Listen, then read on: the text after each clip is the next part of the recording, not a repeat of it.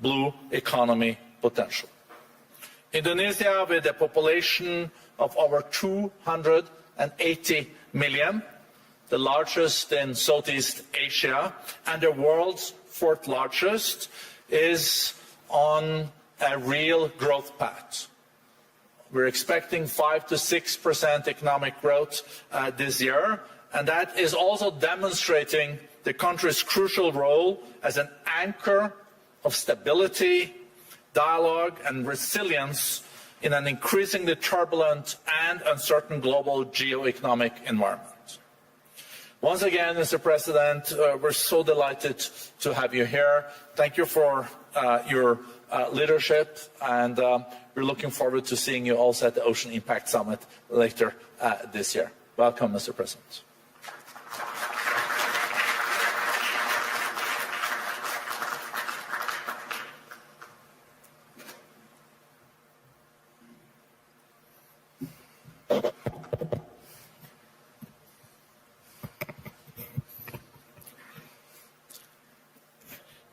Distinguished President and CEO of the WEF, Mr. Borge Brende, ladies and gentlemen, Bismillahirrahmanirrahim. Assalamualaikum warahmatullahi wabarakatuh. Shalom, Salve, Om Swastiastu.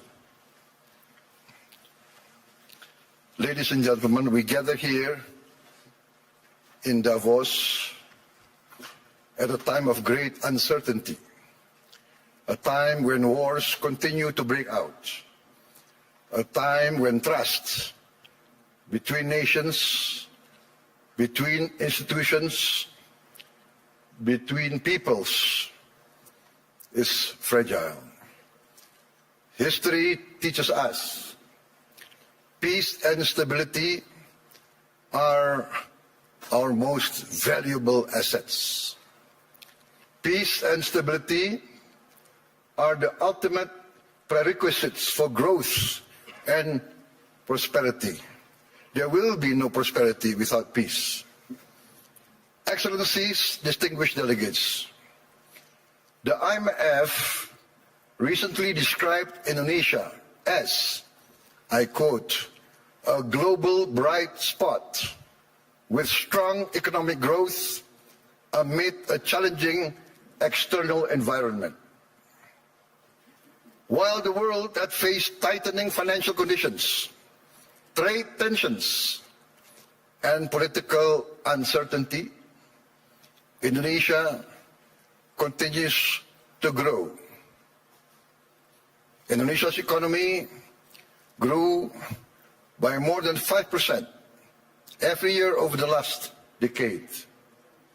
And I'm confident that this year, our growth will be higher.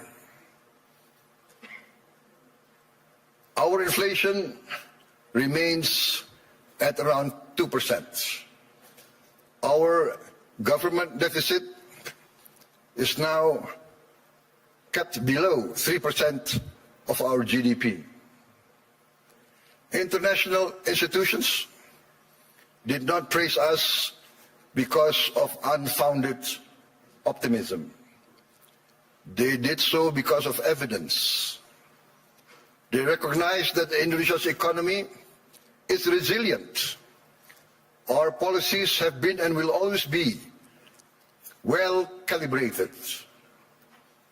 Peace and stability in Indonesia over the years did not happen by chance. Peace and stability in my country did not happen by luck. It happened because we, Indonesia, have and will always continue to choose unity over fragmentation, friendship and collaboration over confrontation, and always friendship over enmity. Our credibility, hard-earned over many years, has been protected. Credibility once lost is very expensive to regain. Indonesia, in our history, has never once defaulted on our payments of our debt. Not once.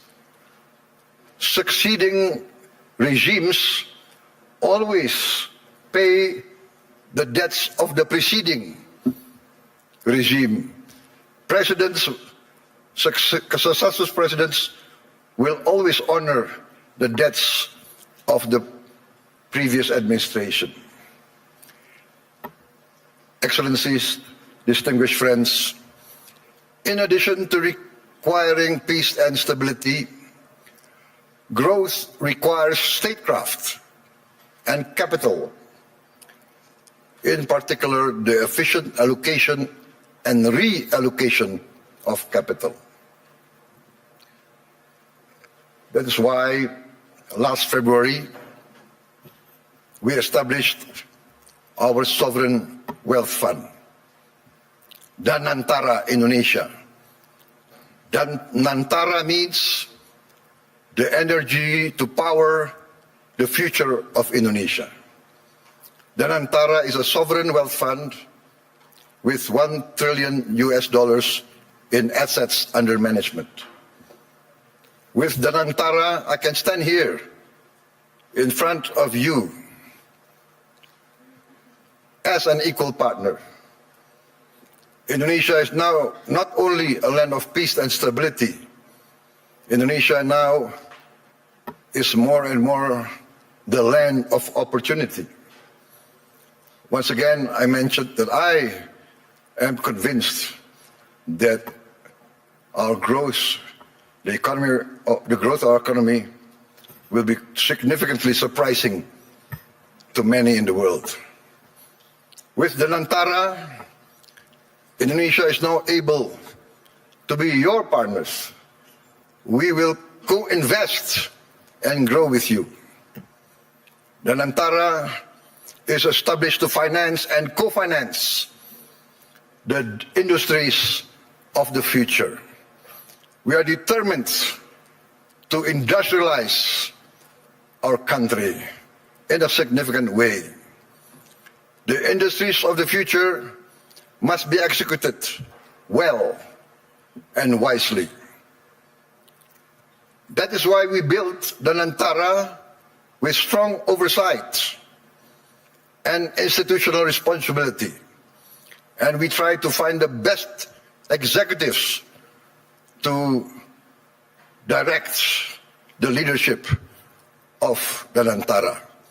The Danantara now manages 1,044 state-owned enterprises. We are going to bring this down to around at most 300. We will rationalize, we will get rid of inefficiency. We want the best governance and the best management under international standards. I have allowed Danantara to recruit expatriates, foreign citizens, to be able to lead these companies. We want the best brains and the best minds in the world. This is, in fact, how we run Indonesia now. From our social programs to our efforts to downstream our natural resources, to our efforts to reach self-sufficiency in food and energy. All are now accompanied by strong oversight and capable leaders. In the first 2 months of my administration, we carried out a vigorous efficiency program. We saved $18 billion by stopping inefficient and dubious programs from our budget, and redirected these funds to projects that directly improve livelihoods and impact all of society. As a result, on January 6, 2025, we started our free nutritious meals program for pregnant and lactating mothers, infants, and all Indonesian children.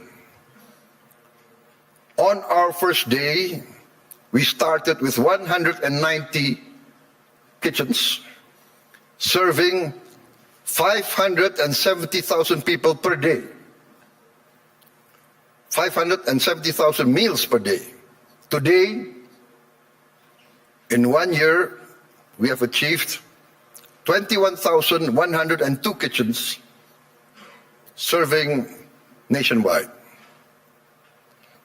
As of last night, we are producing 59.8 million meals for 59.8 million children, mothers, and elderly living alone. They receive these meals every day. To put this into context, in about a month's time, we will surpass McDonald's, 68 million meals a day.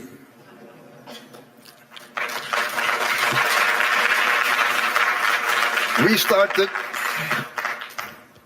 in January of last year.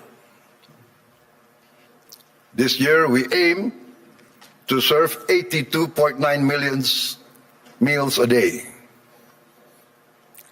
All children of Indonesia from the womb of their mother up until they reach 18 years of age benefit from this program. For pregnant and lactating mothers, we deliver the meal daily to their home. This is also delivered to their homes for the elderly living alone. To put this in the context I mentioned, I think McDonald's started their first kitchen in 1940. To reach 68 million, it took them 55 decades more. We will reach 82.9, I hope, by the end of December 2026. But my people say, no, sir, we will reach 82.9 before December. So hopefully we will achieve this. In addition to strengthening our children, our free meals strengthens our economy. More than 61,000 micro, small, and medium enterprises and cooperatives are now a part of this supply chain. We are creating more than 600,000 jobs just at the kitchens. At its peak, we are optimistic it will reach 1.5 million direct jobs with vendors, with suppliers. There will be another more than 1 million livelihoods embraced and improved. This is why I'm convinced that our growth will reach impressive numbers. Our social policies must expand productivity and produce growth. Today, 70 million Indonesians receive free medical checkup, and they will receive free medical checkup once a year for the rest of their lives. And this will increase to all the children and the adults of Indonesia. We are providing free medical checkup to all citizens of Indonesia. This is not a populist program. This is a rational program to save money. By detecting illness, disease at an early stage, we will save much more in the long term in treatment. This actually is a productivity improvement program. My experts say that in the long run, we will save many, many billions of US dollars as part of our digitalization of our education program. Next year, in this coming year, 2026, we will add another 1 million of these interactive smart panels so that every school will have at least 3 to 4 classrooms with these panels. And we hope within 3 years, all the schools of Indonesia will have at least 6 classrooms with digital interactive panels. That means that I, for instance, in Jakarta, I can drop in on any school of Indonesia and I can see the quality of teaching of the teachers. I can see the reaction of the children. And in the first weeks, we see the enthusiasm of the children, the enthusiasm of the teachers, of the villagers. Many of them cry when they see the panels coming in. We get messages, Mr. President, in the entire history of this village, we have never felt that the central government knows about us. This is the first time we feel that the central government cares about us and is now in our village, is now helping to teach our children. This is, for me, heartwarming, because what we are doing is we are empowering the future generation of Indonesians.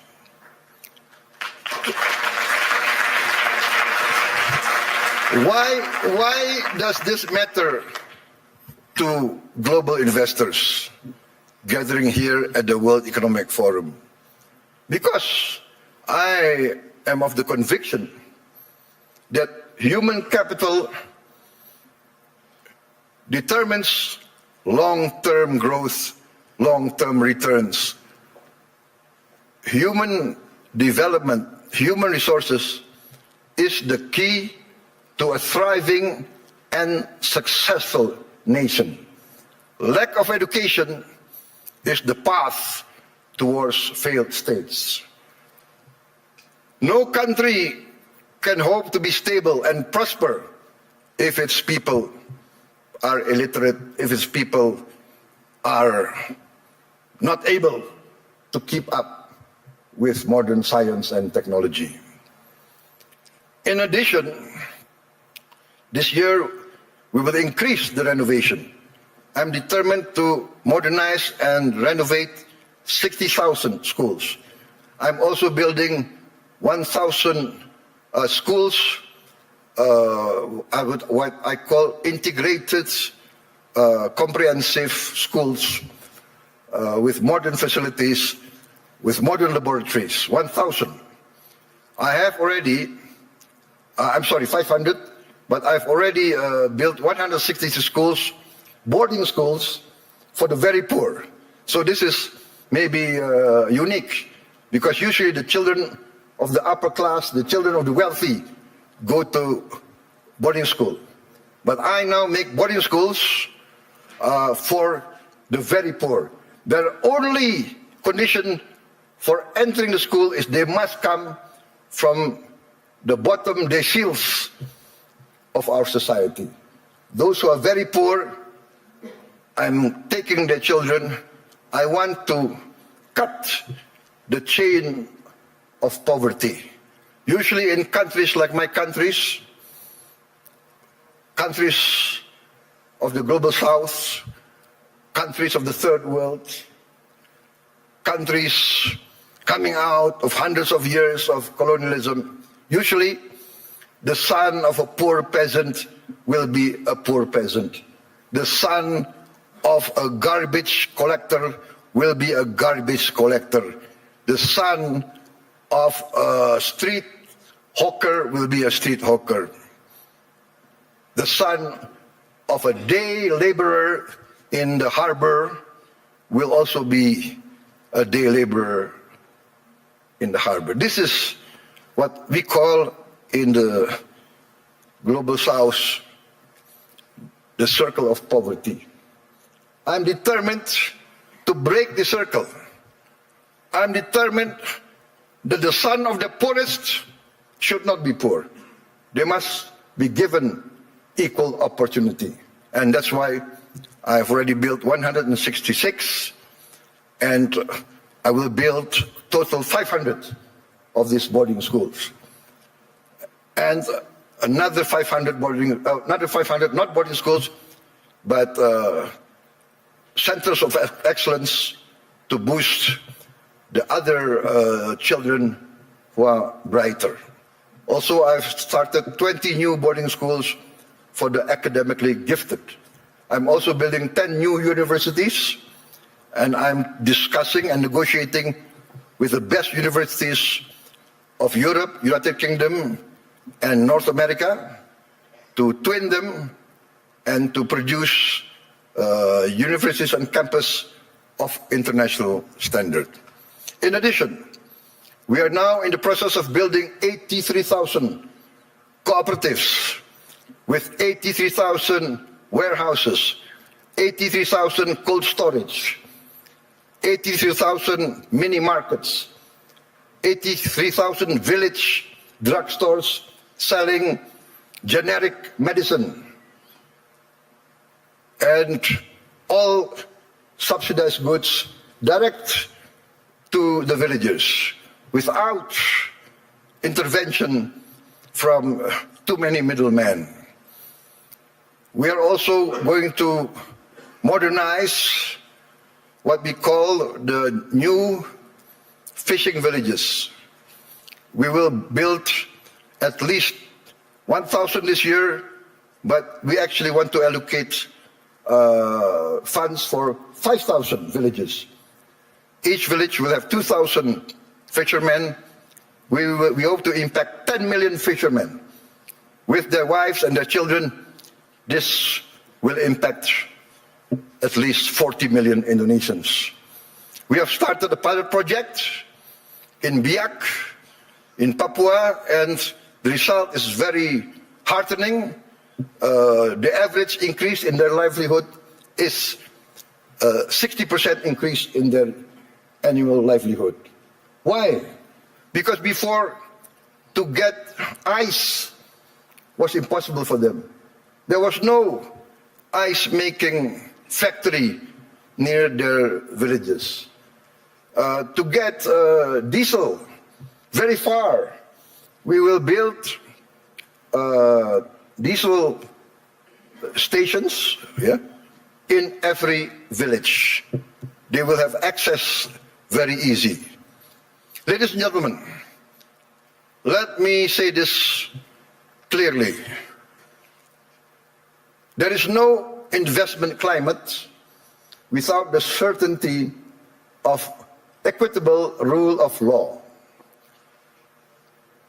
Nobody will come in to invest in a country that is lawless or of dubious legal tradition.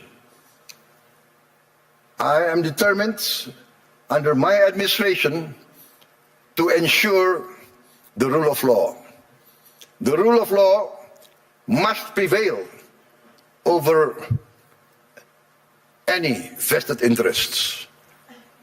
In 2025, Indonesia, as I promised, we will confront, and we have confronted corruption directly, firmly, and openly.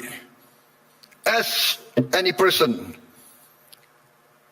dealing with an illness, with a disease, we must have the courage to acknowledge the illness and disease that we suffer. We are determined directly to fight against this corruption. It's challenging. Not many people believe we can do it, but we have no choice.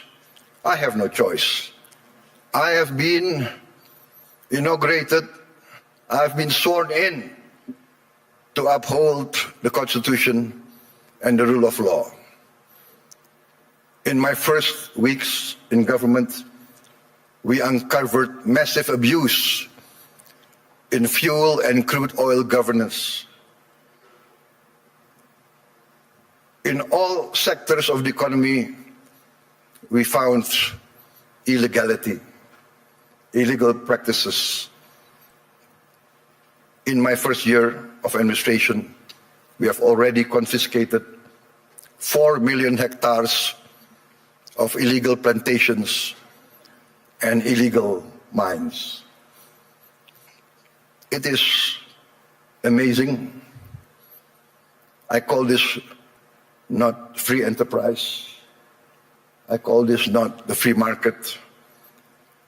I called it openly greedonomics, the economics of greed, the economics of rapacious practices.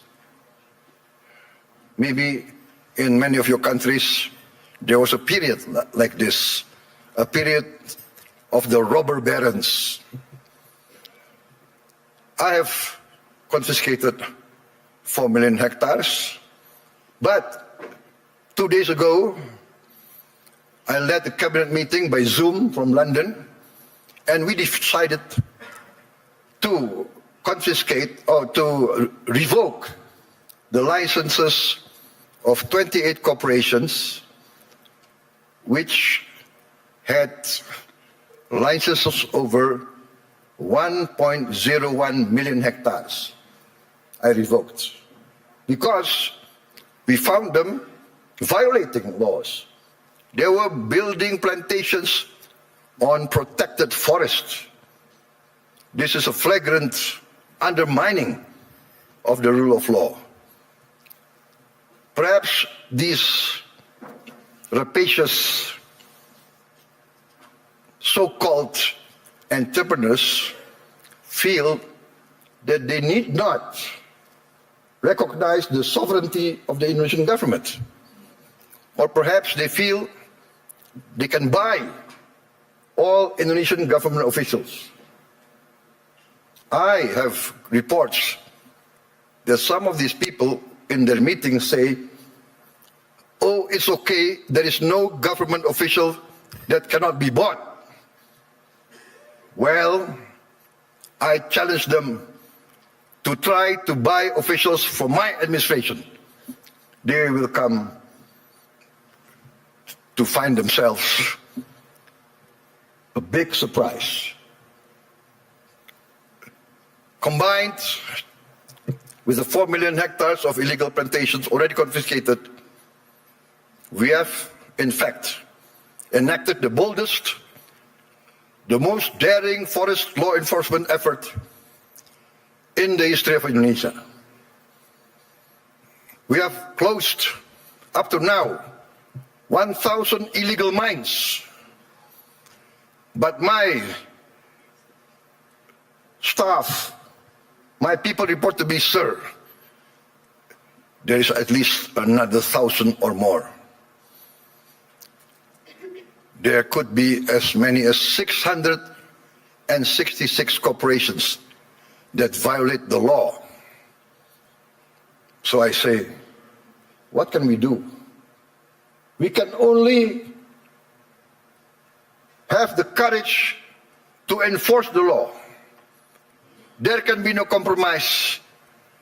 There can be no turning back. My people demand this, and we are determined to serve our people in honesty. We are determined, I am determined to uphold my oath, defend the Constitution of my country, enforce the law of the land.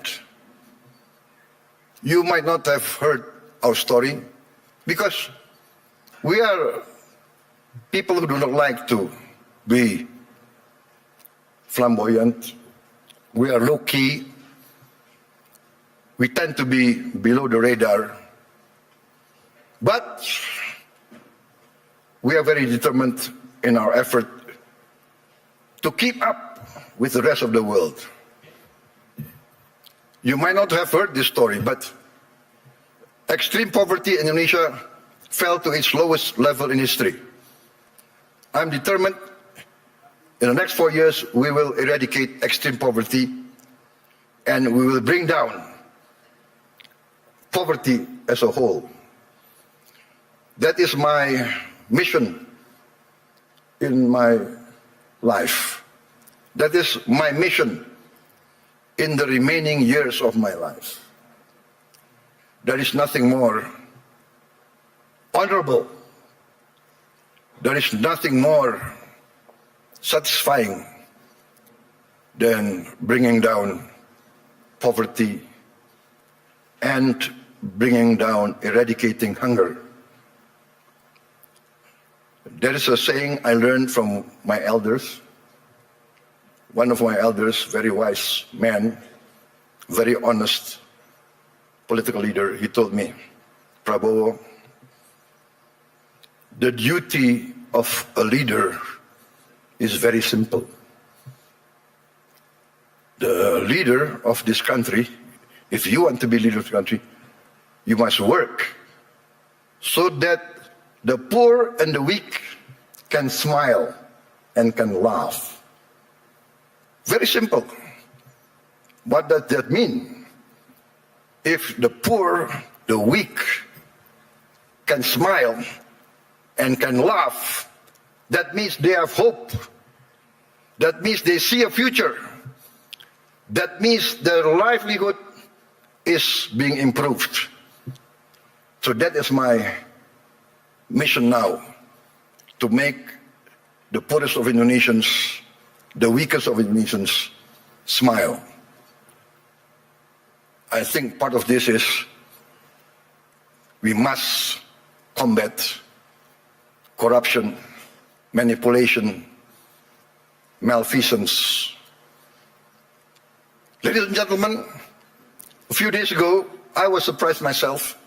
Gallup poll and Harvard University found that a research survey of hundreds of countries found that Indonesia, the Indonesian people, is the most happiest people, the most flourishing country in the world, with the people the most optimistic.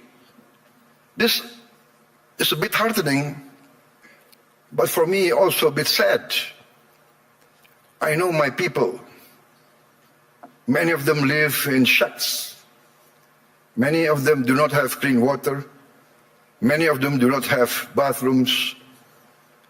Many of them eat rice with salt. And yet they smile. And yet they have hope. We also achieved self-sufficiency in rice.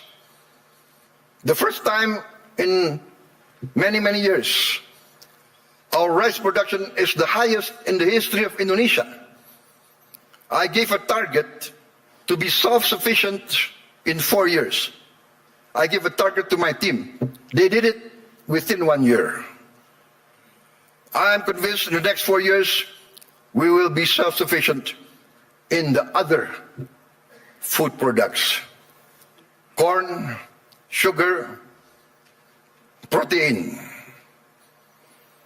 Excellencies, distinguished delegates, Indonesia does not fear economic integration. We are a trading nation for hundreds of years. We conclude now trade agreements not because it is fashionable, but we consider it necessary. We believe in the concept of win-win. Last year we signed free trade agreements and comprehensive economic partnership agreements with Europe, with the EU, Canada, Peru, Eurasia. I have just visited the United Kingdom to sign our new strategic partnership. Also an economic growth agreement. And we hope next year we can conclude a comprehensive economic partnership agreement with the United Kingdom. This is part of our strategy to deepen productivity, reduce barriers, unlock private sector growth for Indonesia, ASEAN, and the Global South.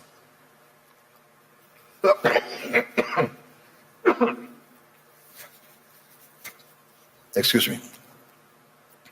We believe that trade integration, when done fairly, is not a threat to sovereignty. We believe trade is a tool for prosperity. Indonesia has a clear vision.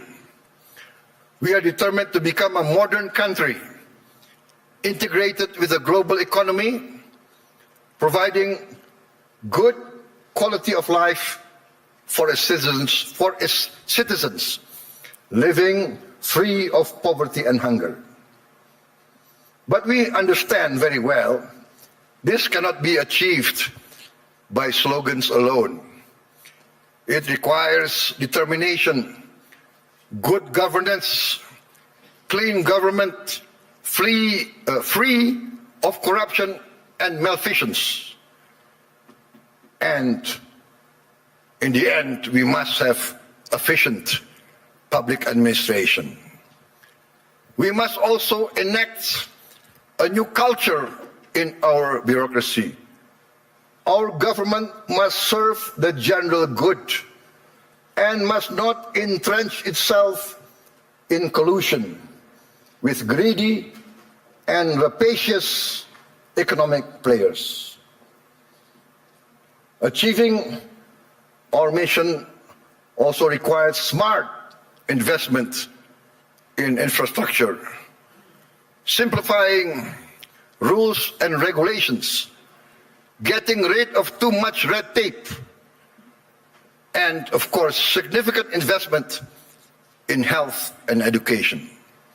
Distinguished delegates, friends, economic growth requires a dynamic private sector. Indonesia is and will always be open for foreign and domestic investment. And we realize the prerequisite for investment is political and economic stability. Also, the certainty of equitable rule of law, guaranteed by a strong, clean and democratic government. Indonesia today offers sustainable growth with stability. We may be very low-key, we may be below the radar, we don't like to be flamboyant, to be bragging. We believe in evidence, evidence-based action. In fact, I was invited to speak last year here, and I declined. Why? Because had I come last year, I would have only been leading my administration only for 2 months. So what will I be able to say? I will only be able to talk, to give platitudes. Today, I stand before you with confidence, with pride in our achievement. We have in 1 year achieved tremendous gains, tremendous reforms. We have wiped away hundreds and hundreds of regulations that do not make sense, regulations that hinder fairness, that create the culture of corruption. Hundreds of regulations we have wiped out in 1 year. Ladies and gentlemen, peace and stability is a long and arduous program.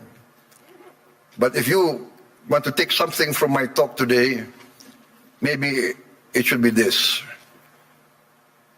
Indonesia chooses peace over chaos. We want to be a friend to all, an enemy to none. 1,000 friends too few for us, one enemy too many. We want to be a good neighbor, a good, responsible citizen of the world, protecting the environment, protecting nature. We must not destroy nature. We must live with nature. We must maintain and be a part of a future full of hope. Hope grounded in credibility, execution of sound public policy, and continuous record of growth with equity. Let us build the world we want to live in together. Let us continue the journey to improve the quality of life for all, to live in peace, freedom, friendship, tolerance, coexistence, and cooperation for all races, all ethnicity, all religions. Let us continue our pursuit of justice for all, security and freedom for all.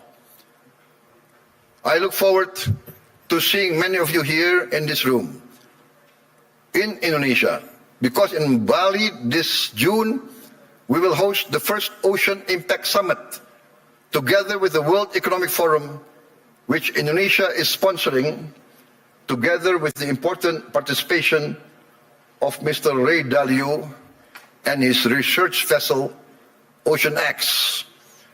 There is a SpaceX, I think, from Mr. Elon Musk, but I think Mr. Ray Dalio is one of the pioneers in ocean research.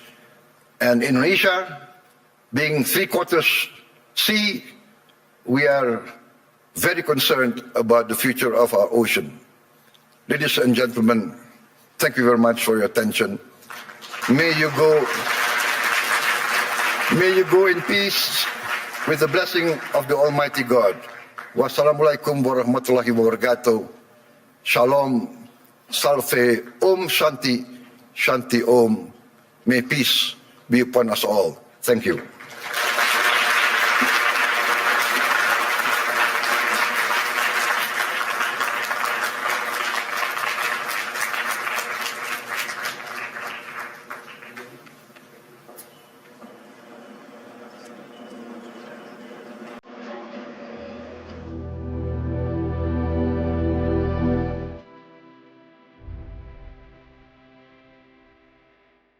Karunia yang diberikan oleh Yang Maha Kuasa kepada kita sungguh sangat besar dan sungguh sangat beragam.